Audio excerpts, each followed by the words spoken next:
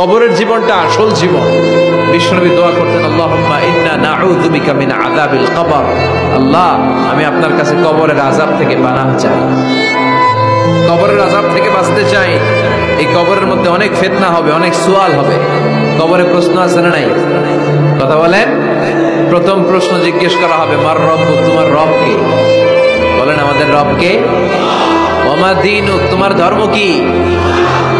বিষ্ণুবীর চেহারা দেখিয়ে বলা হবে, তাআরিফু মান হাযা রাজুল, এই লোকটারে চিনো? আমরা কি বলবো?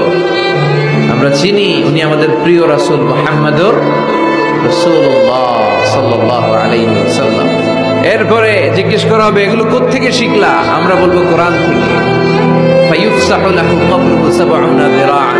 সুন্দর সুন্দর উত্তর করতে পারলে আপনার কবরটারে ৭০ হাত লম্বা করে দেওয়া হবে। ইফতাহু লাহু বাবুন ইলাল জান্নাহ, জান্নাতের দিকে একটা দরজা লাগিয়ে